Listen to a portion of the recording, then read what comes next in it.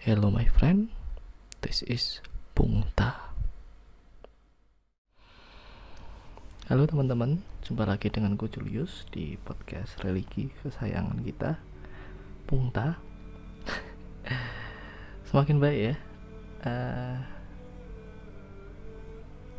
semakin hari semakin intensitasnya semakin sering ya, buatku untuk menemukan dorongan yang besar untuk melakukan refleksi atas bacaan kitab suci. Dan jujur, ini bukan semata-mata karena buat konten ya, nggak serius. Aku menemukan dorongan yang besar itu karena aku benar-benar merasakan manfaat dari ini gitu loh. Pungta ini aku rasa telah menjadi medium yang sangat-sangat membantuku dalam membenahi diriku, mempersiapkan diriku, mendekatkan diriku pada Tuhan. Banyaklah hari-hariku, setiap aku misalkan semalamnya buat Pungta, mesti besoknya jadi hari yang baik buat aku. Apapun yang aku alami, aku merasa itu hari yang baik gitu loh. Secapek apapun, apapun yang aku alami gitu. Dan merefleksikan bacaan kitab suci benar-benar membantuku untuk bisa menjalani hari demi hari dengan semua ketidakpastian, dengan semua kesulitan, dengan semua ketakutan, keraguan, dan semua kelemahan manusia lainnya ya. Kitab suci, sabda Tuhan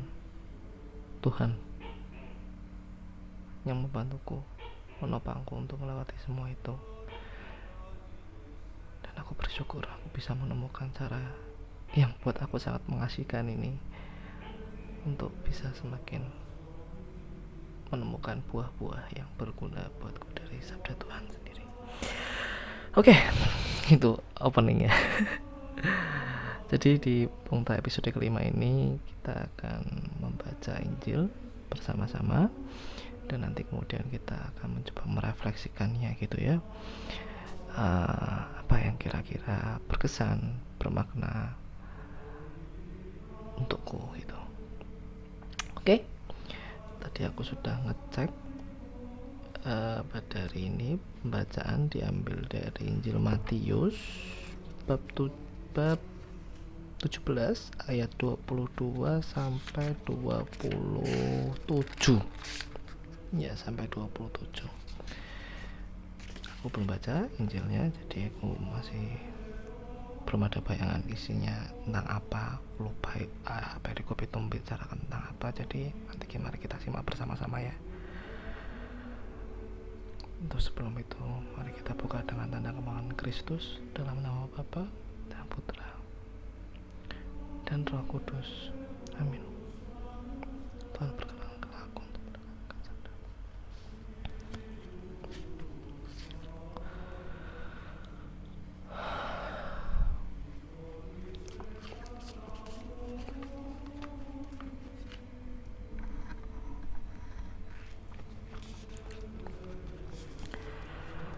Pembacaan Injil diambil dari Injil Yesus Kristus menurut Santo Matius bab 17 ayat 22 sampai 27.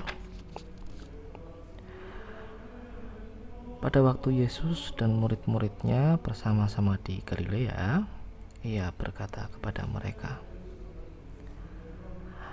"Anak manusia akan diserahkan ke dalam tangan manusia, dan mereka akan membunuh dia, dan pada hari ketiga ia akan dibangkitkan." Maka hati murid-muridnya itu pun sedih sekali. Ketika Yesus dan murid-muridnya tiba di Kapernaum, datanglah pemungut bait Allah kepada Petrus dan berkata, "Apakah gurumu tidak membayar bea 2 dirham itu?" Jawabnya, memang membayar. Dan ketika Petrus masuk rumah, Yesus mendahuluinya dengan pertanyaan, "Apakah pendapatmu, Simon?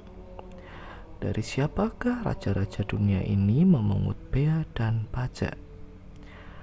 Dari rakyatnya atau dari orang asing?" Jawab Petrus, "Dari orang asing." Maka kata Yesus kepadanya, "Jadi bebaslah rakyatnya. Tetapi supaya jangan kita menjadi batu sandungan bagi mereka, pergilah memancing ke danau. Dan ikan pertama yang kau pancing, tangkaplah dan bukalah mulutnya. Maka engkau akan menemukan mata uang 4 dirham di dalamnya. Ambillah itu dan bayarkanlah kepada mereka, bagiku dan bagimu juga." Demikianlah Injil Tuhan. Pujilah Kristus.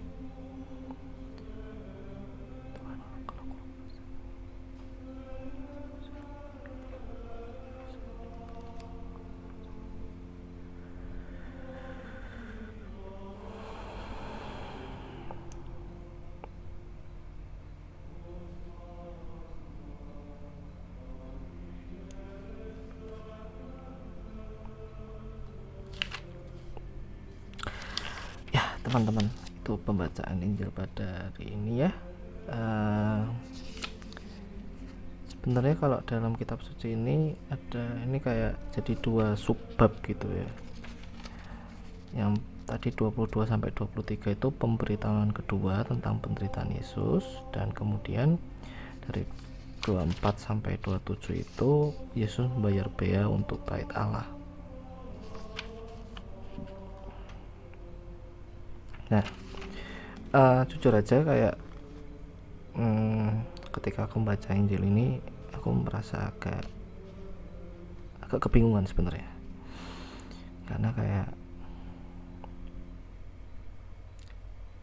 tiba-tiba gitu dari satu bahasan membahas bahasan yang lain, dan bahasan yang satunya lagi yang tentang bea itu penuh teka-teki buat aku, karena nggak segamblang itu gitu. Banyak sekali yang bisa digali dari situ, tapi karena saking banyaknya jadi kayak apa ya yang kira-kira relevan untukku pada hari ini gitu. Nah, mungkin kita coba dulu dari yang pertama gitu ya.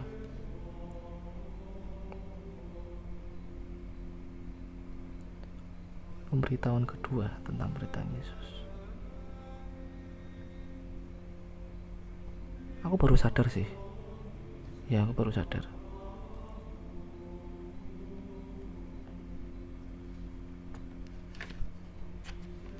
Yesus itu gak pernah tiba-tiba. Gak pernah tiba-tiba. Dulu kan, kalau bukan dulu ya tapi kayak kan kalau setahu kita ada perumpamaan tentang rumah gitu ya, rumah yang bersih gitu. Tuan rumah yang menunggu pencuri, maling gitu. Kayak maling itu akan datang ketika kamu nggak siap gitu, ketika kamu nggak nggak berjaga, nggak ngeronda, maling itu akan datang dan kamu nggak akan pernah tahu waktunya kapan gitu.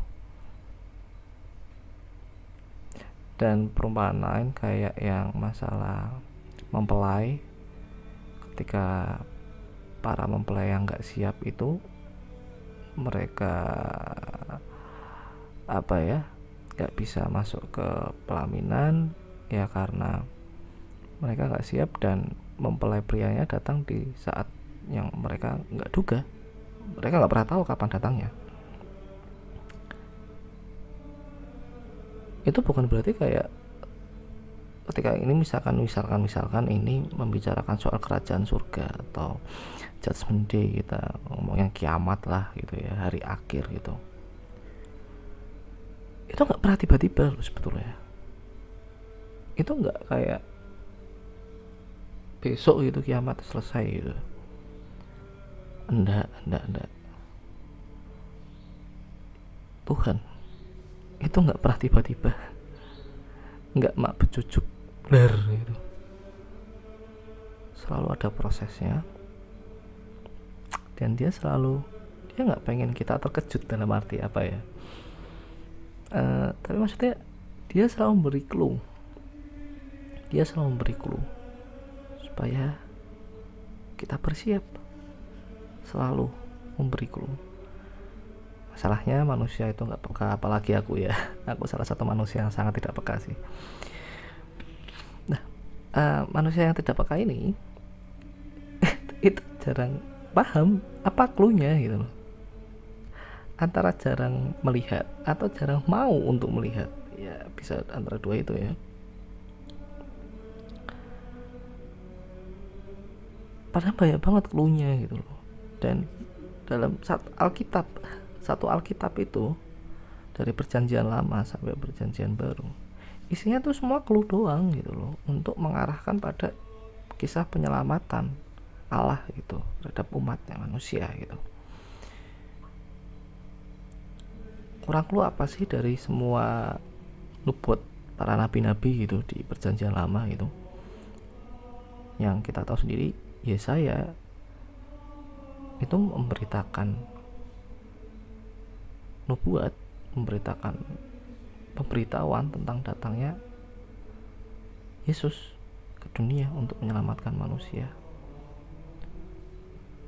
Dan Yesus pun ketika pun sudah datang, dia memberikan clue. Dia nggak berhenti memberikan clue, dia selalu ngasih tahu gitu loh. Cuma ya bahkan di kalangan murid-muridnya pun mereka nggak paham. Sampai sekarang murid-muridnya masih banyak yang nggak paham, masih banyak yang nggak lihat clue-nya di mana gitu loh. Apa sih yang mau dikehendaki Tuhan ini? Apa yang akan datang besok gitu? Padahal clue-nya udah ada gitu. Nah, maksudnya Tuhan tuh selalu berusaha berkomunikasi dengan kita, selalu berusaha memberitahu clue, petunjuk yang sebetulnya itu mengarahkan kita pada penemuan jalan kita pada kehendak Tuhan gitu. Apa yang dikehendaki Tuhan atas hidup kita, baik secara pribadi maupun komunal gitu. Tuhan selalu memberikan petunjuk. Dia nggak pernah diem. Tuhan nggak pernah diem. Tuhan selalu berusaha memberikan clue pada kita. Dia nggak pengen kita tersesat. Dia nggak pengen kita clueless itu kayak terus dewe kudu ngopo. Nggak pernah. Dia selalu ngasih gitu loh. Cuma kadang kan nggak segamblang itu gitu loh. Nah, Tuhan memberikan clue itu. Kalau dari podcast entah yang kemarin, intinya kita harus mau mendengarkan dan melihat dan menerima apa sih clue-clue yang diberikan Tuhan. Dan itu semua ada di sekeliling kita, selalu ada. Tinggal seberapa jauh kamu mau menenangkan dirimu, masuk ke dalam dirimu, mendengarkan hatimu, dan mulai melihat clue-clue yang ada di sekitarmu, yang dikirimkan, disampaikan Tuhan atas dirimu itu. Dan buat aku, ketika kamu menyadari satu hal itu nggak pernah salah sih, ketika kamu benar-benar mendapatkannya dari hati nuranimu sendiri gitu ya. Itu prinsipku gitu, maksudnya bahwa ketika udah masuk refleksi yang sangat dalam, permenungan, meditasi, atau ya berusaha berkomunikasi dengan hati nuraniku, apa yang aku temukan, jawaban yang aku temukan dari situ, itu selalu benar, karena itu berasal dari Tuhan gitu. Mungkin ketika membicarakan benar yang salah itu selalu relatif gitu ya. Cuma aku percaya itu selalu mengalahkanku pada hal yang baik. Dan dengan masuk ke dalam hatiku, aku selalu bisa menyadari hal-hal yang selama ini gak pernah aku sadari gitu loh.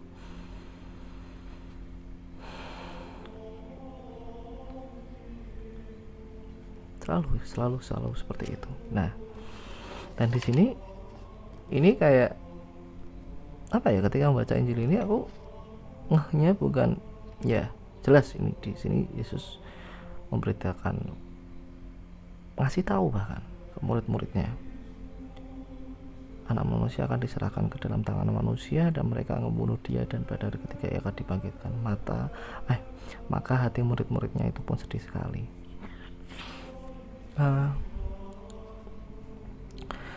Ini jelas suatu hal yang sangat menyedihkan gitu, terutama bagi murid-muridnya gitu.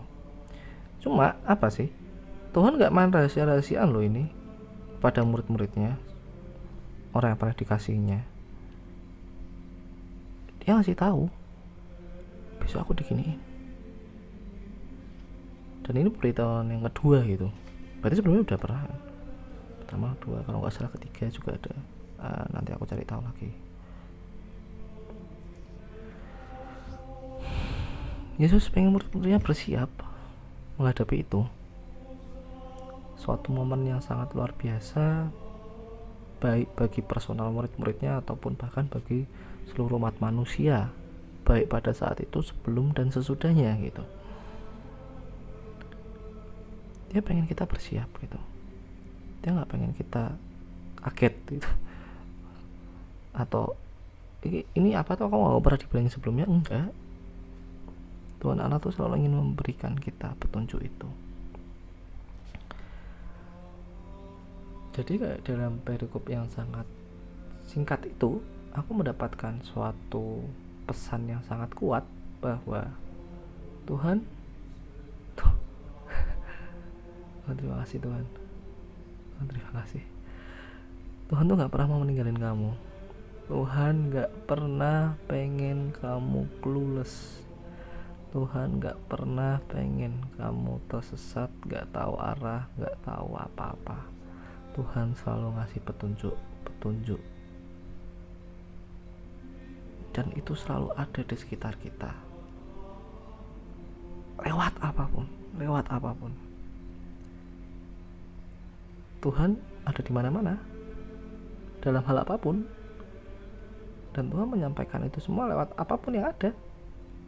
Perkataan orang tua, siaran TV, drakor, game, musik, hembusan angin, maybe banyak sekali. Tapi mau sebanyak apapun itu nggak ada artinya ketika kita nggak mau peka, kita nggak mau melihat dengan mata hati. Mau sebanyak apapun di depan mata, nggak akan bisa kita lihat, karena ini bukan hal yang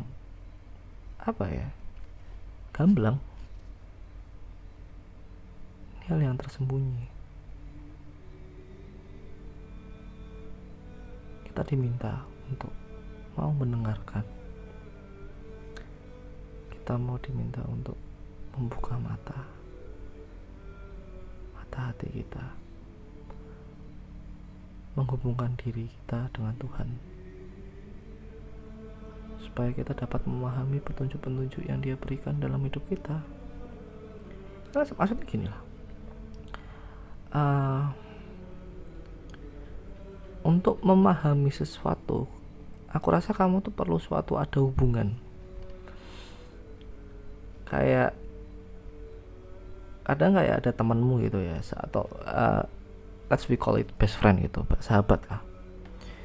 Kadang kan kayak antara dua sahabat itu sering kode-kodean gitu kan, kayak itu cewek cakep, itu cowok cakep, ini kok orang resek gitu kan. Tapi ketika menghadapi itu, mereka nggak mungkin akan membicarakannya secara langsung. Bro, ini wongnya gadel ya, dengar wongnya lucu toh, nggak mungkin.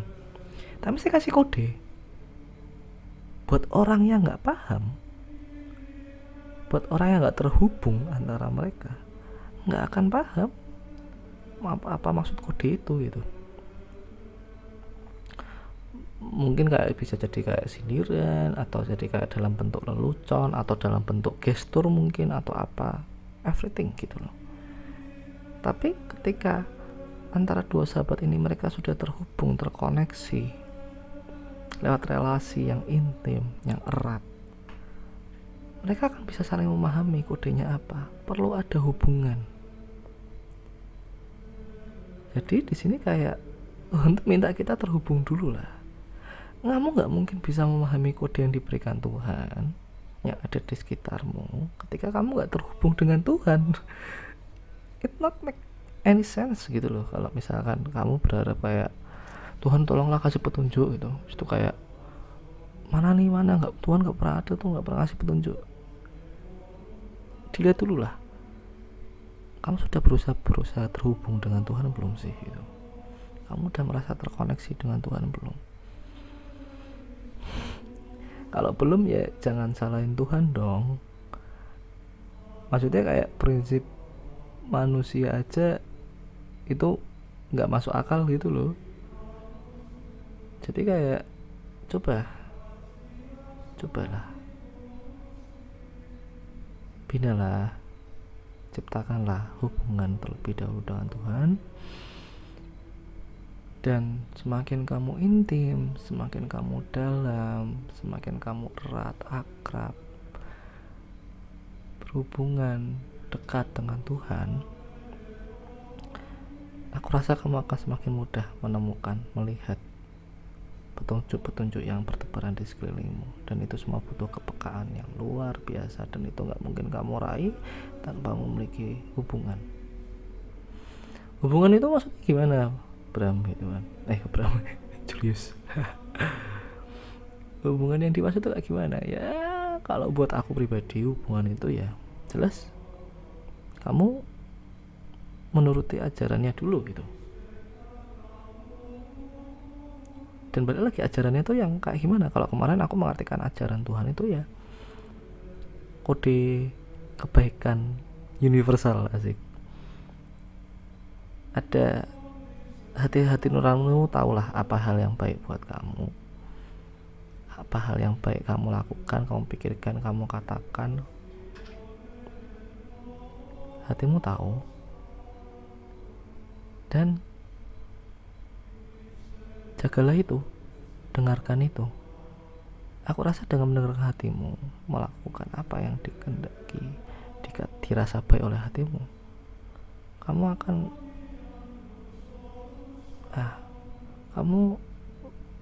aku rasa sudah mulai membina hubungan, menciptakan koneksi dengan Tuhan. Karena Tuhan itu bersemayam dalam dirimu, dalam hati nuranimu. Buat aku sesimpel itu, maksudnya nggak perlu kayak wah kamu harus bisa berbahasa roh, harus setiap hari 12 jam ke gereja berdoa, menenangkan diri di hutan yang sunyi gitu, masuk biara. Nggak, ya mungkin bisa pakai cara-cara kayak gitu, tapi nggak harus gitu loh. Sesimpel itu sih buat aku. Dan aku rasa itu kamu sudah berhubungan dengan Tuhan. Dan semakin kamu menjaganya, kamu akan semakin bisa melihat petunjuk-petunjuk yang bertebaran di sekelilingmu. So itu ya, yang pertama, kayak Tuhan gak pernah mau meninggalkan kita clueless. Dia selalu berusaha memberikan petunjuk, pemberitahuan atas apa yang akan terjadi, atas kehendak-kehendaknya dalam hidup kita. Tinggal sekarang mau gak kita untuk membuka mata hati kita yang sebelumnya tentu saja diperlukan. Mau gak kita membina hubungan yang erat, yang dekat, menjadikan kita sebagai sahabat Tuhan dan Tuhan sebagai sahabat kita. The choice is yours. Nah, yang kemudian ini bacaan yang sekarang lebih profan ya. Wah, ini profan, duniawi banget nih. Masalah bea cukai, pajak. Nah, sebelum lanjut, ini ada catatan kecil, catatan kaki ini di dalam Injil ini, di ayat, diberi keterangan di ayat ke-24. Di sini disebutkan soal dirham. Keterangan dari dirham itu adalah setiap orang, dalam tanda kurung laki-laki Yahudi, setiap tahun wajib membayar pajak untuk keperluan Bait Allah. Jadi kayak setiap orang laki-laki Yahudi diwajibkan membayar pajak untuk biaya keperluan Bait Allah. Jadi kayak biaya operasionalnya, retribusi mungkin kalau kita menyebutnya sekarang gitu ya. Yang wajib untuk keperluan Bait Allah yang aku nggak tahu apa aja. Nanti mungkin kita bisa sharing, kita bisa searching bersama-sama gitu ya. Cuma intinya itu. Nah, kemudian di sini ada problem nih, kayak sampai di Kapernaum, pemungut bea bait Allah datang ke Petrus dan berkata, apakah gurumu tidak membayar bea 2 dirham itu? Jawabnya, memang membayar.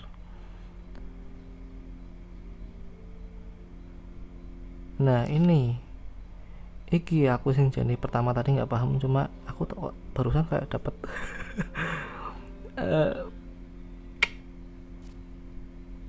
apa sih namanya, pencerahan, I don't know ya.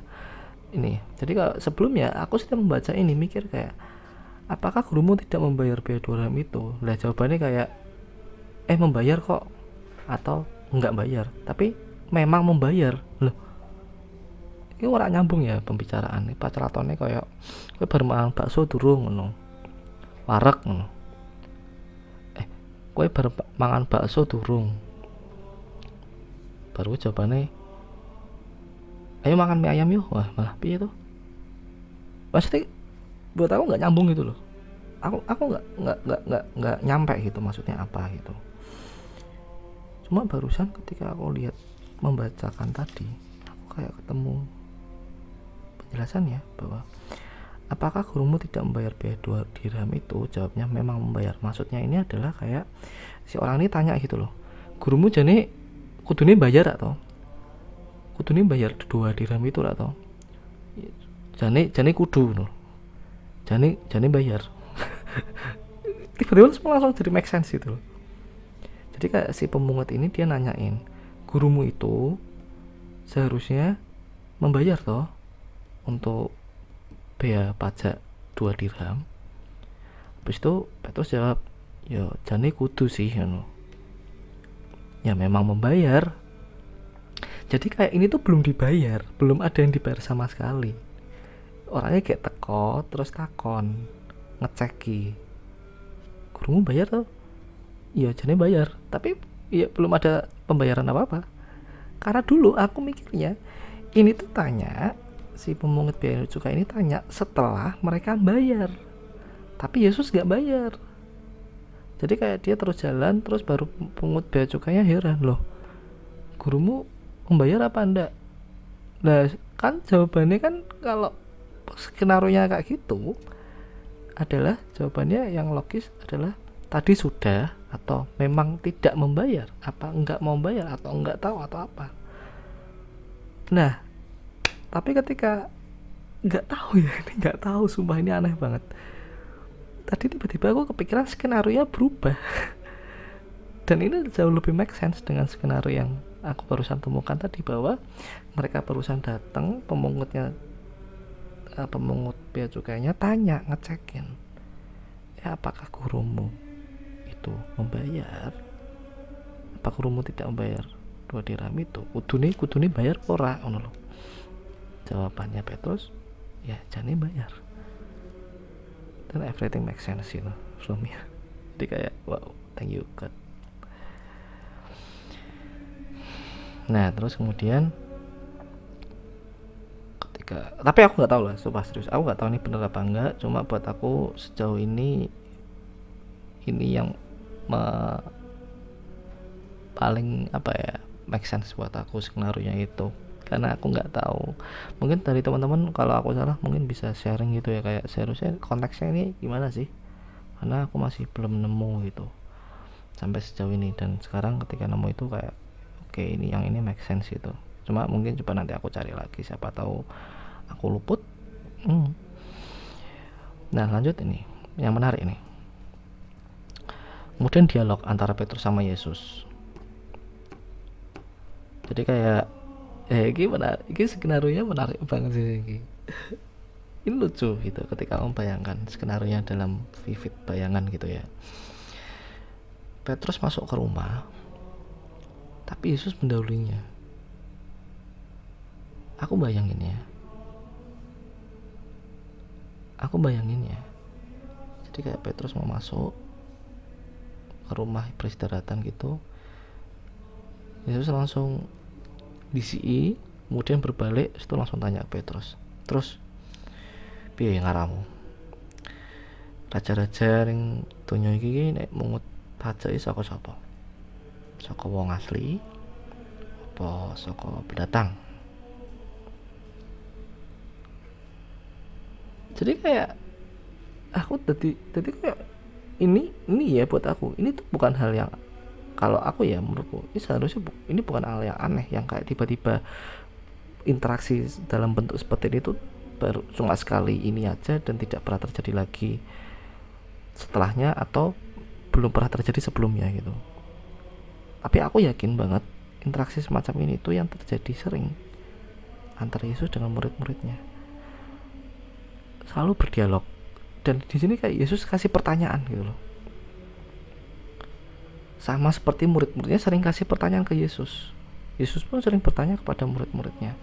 Interaksi, sekali lagi interaksi. Tuhan selalu berusaha membangun interaksi dengan para murid-muridnya. Dan bahkan kayak kancamu dulu kayak nek pengen diskusi sesuatu tiba-tiba dia kayak melakukan bareng nih, tiba-tiba dia di CEO terus takon gue ngaramu dulu udah gak? Jadi kayak ini menarik sih, membuat konteks interaksi antara Yesus dan murid-muridnya jadi lebih hidup. Dan aku yakin apa yang dilakukan Tuhan dengan murid-muridnya itu hal yang sama dilakukan Tuhan dengan kita, karena kita pun juga murid-muridnya toh gitu. Tuhan selalu memberikan kita pertanyaan-pertanyaan yang mungkin itu adalah pertanyaan dalam hatimu gitu loh. Saya selalu ingin berinteraksi dengan kita gitu sih. Nah terus yang menarik setelah itu jawab Petrus, dari orang asing gitu. Maka kata Yesus kepadanya, jadi bebaslah rakyatnya. Nah ini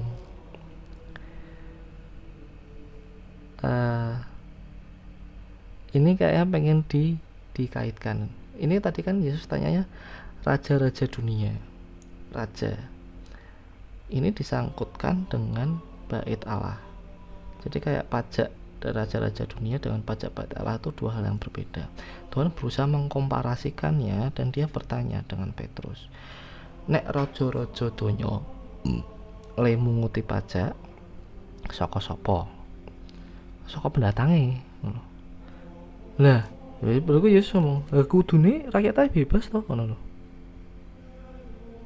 Tanpa harus menjelaskan sintesisnya atau kesimpulannya gitu.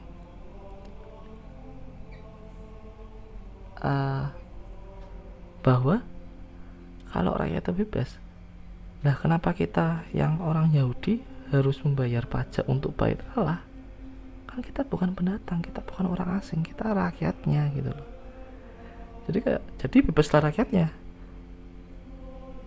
Gue kayak dalam satu kalimat itu mengandung dua kesimpulan, mengandung dua pernyataan tegas itu, bahwa yang pertama soal itu tadi ya jawabannya jadi bebaslah rakyatnya, tapi yang kedua secara implisit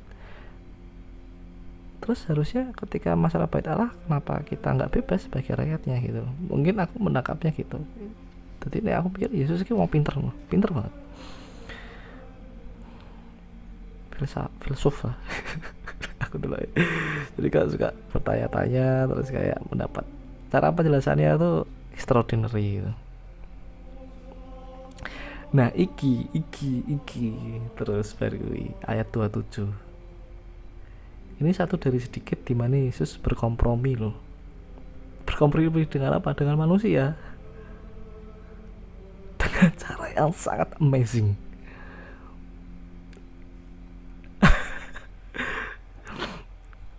Gini, tetapi supaya jangan kita menjadi batu sandungan bagi mereka. Jadi dia tuh paham.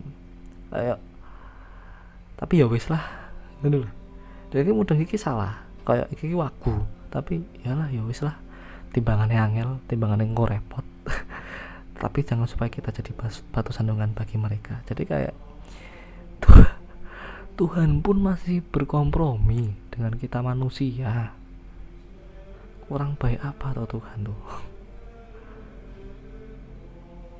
Tuhan tuh masih mau mendengarkan kita, Tuhan tuh masih mau mengasihi kita, masih mau sesimpel ini pun dia berkompromi loh gitu loh.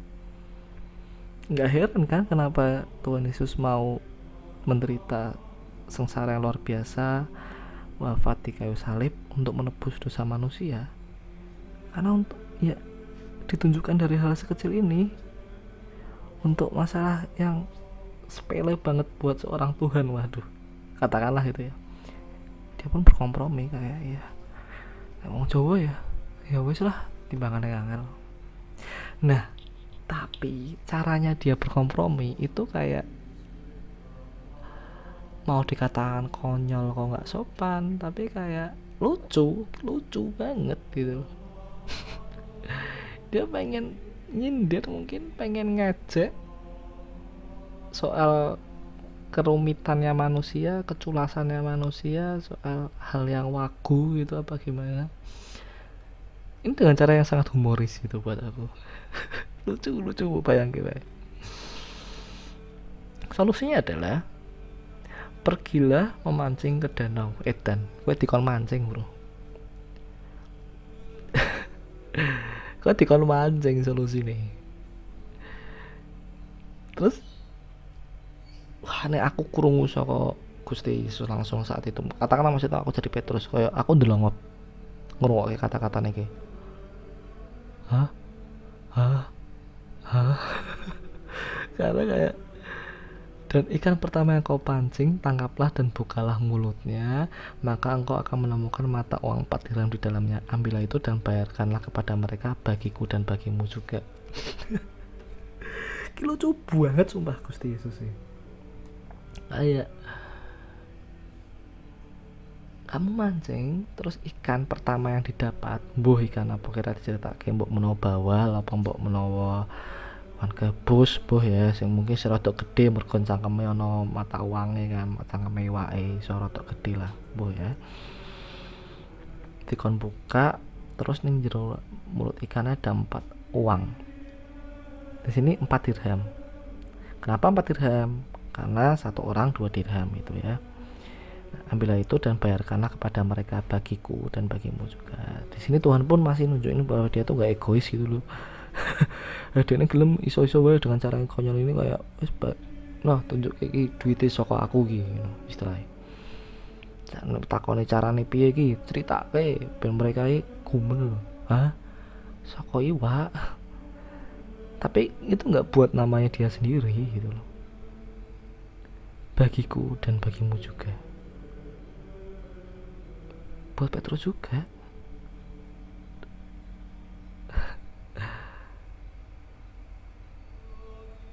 Yesus tuh suka berbagi. Dan ini buat aku kayak interaksi yang sangat hangat antara Tuhan dengan murid-muridnya. Tuhan maafkan aku bila misalkan ini salah atau misalkan ini tidak tepat. Pak, kayak aku punya pemikiran yang buat aku lucu dan menjadikan Tuhan Yesus jadi pribadi, karena sosok yang jauh lebih personal gitu ya, lebih dekat buat aku karena lebih real. Itu bahwa kayak kamu pernah lihat kayak Avengers gitu, Avengers lah, atau mungkin Fantastic Four gitu ya, yang dia punya kekuatan super no? Terus kadang-kadang selain untuk menyelamatkan dunia, kekuatan supernya itu juga digunakan untuk gojekan bercanda, interaksi ringan dengan kawan-kawannya gitu. Spider-Man gitulah, soal lucu gitu kan dengan kekuatannya. Terus kayak siapa lagi ya, Thor kadang gitu lucu-lucuan pakai petir atau apa itu kan, atau apalah banyak banget itu, kayak kekuatan supernya digunakan untuk membangun interaksi yang lebih hangat dengan kawan-kawan yang terkasih dekatnya. Ini momen ini itu aku lihatnya kayak gitu, dimana Yesus kayak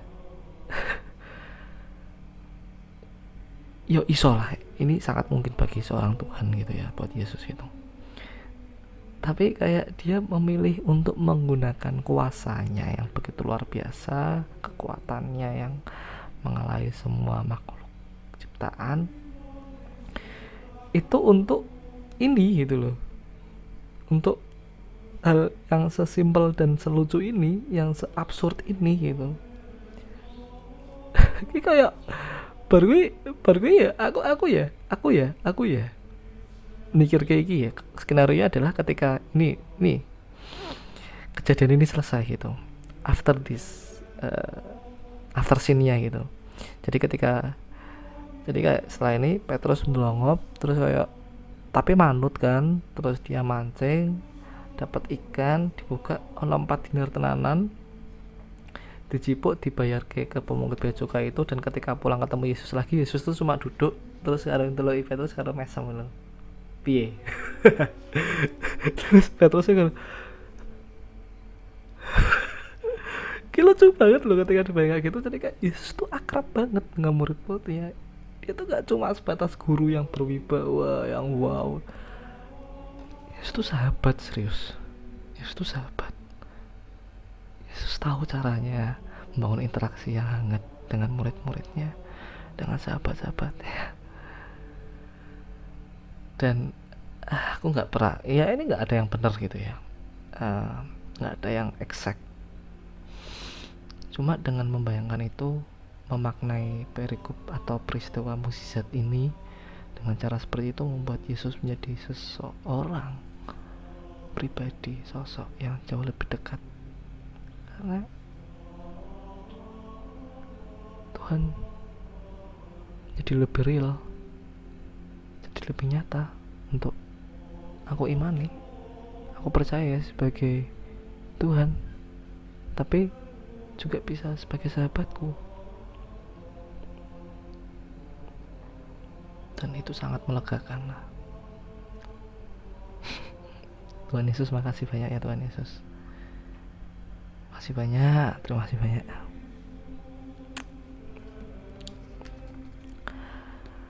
Oke, jadi teman-teman, untuk hari ini kayak kita nemuin ya bahwa Tuhan selalu berusaha membangun interaksi, memberikan petunjuk-petunjuk bagi ya murid-muridnya, bagi orang-orang dikasihnya, bagi umat manusia. Dan kemudian Tuhan masih mau berkompromi, dia masih mau mengerti kelemahan kita, kelemahan manusia. Sangat besar kasihnya pada kita. Dan setelah itu Yesus itu sahabat kita, sejatinya sahabat lah. Iso gojekan, iso bercanda, tapi ya selalu menyelesaikan solusi. Dia gak pernah ninggalin kita. Ini yang aku butuhkan, betul. Ini yang aku butuhkan hari ini gitu. Hari ini tuh nyenangin banget, jujur. Hari ini nyenangin banget gitu. Kayak buat aku mungkin sedikit info ya, pacarku sekarang lagi pindah ke Semarang. Bukan karena dengan alasan yang menyenangkan sebetulnya, cuma hari ini menyenangkan rasanya. Kami berdua menjalaninya dengan menyenangkan, dengan seru, banyak bersyukur. Walaupun kami berdua juga sama-sama gak tahu apa yang akan kami hadapi setelah ini gitu. Cuma hari ini Tuhan tuh kayak ngasih aku penghiburan. Tuhan kayak ngasih aku pesan, ngasih aku petunjuk. Kalau hari ini tuh bakal baik-baik aja, hari ini dan ke depannya. Tuhan selalu bersama kita gitu. Tuhan selalu bersama kami, bersama kita semua. Dia gak pernah mau kami tersesat. Dia pengen ngasih tahu semua bakal baik-baik aja kok. Semua bakal baik-baik aja. Semua bakal baik-baik aja. Aku ngerasa lega banget. Dan kayak refleksi hari ini tuh aku jadi ngerasa semangat, ceria gitu. Vibe-nya ceria gitu. Karena ketika membayangkan skenario tadi, interaksi antara Yesus dengan Petrus, mukjizatnya itu tadi, aku merasa gembira, aku merasa terhibur.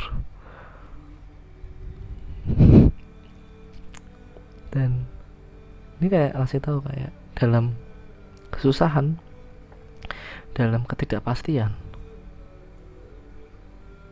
Tuhan selalu punya cara untuk menghiburmu dengan cara yang gak pernah aku duga, supaya kita menjalani semua itu dengan gembira, dalam kasih, dalam cinta. Jadi makasih banyak Tuhan, Engkau telah menghiburku hari ini. Dan tentu saja maafkan aku banyak berbuat dosa.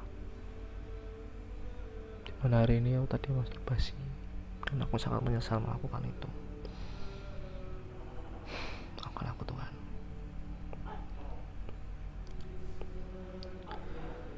Oke guys, terima kasih banyak yang udah dengerin perulahanku untuk kesempatan podcast Pungta yang kelima ini. Makasih banyak yang pada dengerin. Semoga kalian gak kapok. Dan kalau kalian punya permenungan yang menarik, atau apapun, gak harus menarik sih, yang buat kalian berkesan soal bacaan Injil hari ini, kalau mau share coba ya di komen, supaya kita bisa membicarakan diskusi kita tentang iman kita bersama-sama sebagai satu keluarga, saudara dalam iman. Oke. Terima kasih banyak, dan seperti biasa yuk kita tutup dengan berdoa. Dalam nama Bapa dan Putra dan Roh Kudus, amin. Tuhan Yesus, makasih, terima kasih banyak Engkau telah memberkati kami. Tuhan, terima kasih Tuhan, hari ini luar biasa, sungguh luar biasa, banyak hal besar yang aku jalani bersama dengan Pauline. Tuhan, Kau tahu aku sungguh mencintainya, dan aku takut akan apa yang kami akan hadapi, karena kami sama sekali nggak tahu harus ngapain. Seakan nggak punya petunjuk. Kami seakan nggak tahu jalan apa yang akan kami lalui setelah ini. Tapi melalui bacaan hari ini, Kau menyadarkanku bahwa Tuhan, dirimu nggak pernah berhenti memberikan petunjuk bagi hidup kami, bagi jalan yang akan kami tempuh. Kau selalu memberikan petunjuk itu Tuhan, selalu. Karena Engkau gak pernah pengen kami tersesat, Engkau gak pernah pengen kami clueless, gak tahu petunjuk, hilang arah sendiri. Engkau gak pernah pengen kami seperti itu. Engkau sangat mengasihi kami. Lalu sekarang bagaimana kami melatih diri untuk diam, membuka telinga, dan melihat dengan mata hati kami petunjuk-petunjuk yang telah Kau berikan pada kami. Dan Tuhan, terima kasih banyak, Kau telah menghiburku. Kau adalah sahabat yang baik dan setia. Sungguh luar biasa Tuhan, dan betapa bersyukurnya aku bisa memiliki sahabat Kau Tuhan, yang tak pernah henti-hentinya menungguku, selalu menungguku ketika aku berbelok, jatuh dalam jurang dosa. Engkau tak pernah berhenti mengulurkan tanganmu, mengangkatku ketika aku nyampe main serong, berdagak gak mau dengerin. Engkau selalu menungguku untuk kembali lagi kepadamu. Dan Engkau gak cuma menunggu, Engkau selalu bertindak untuk menyelamatkanku. Aku sangat bersyukur Tuhan, sangat bersyukur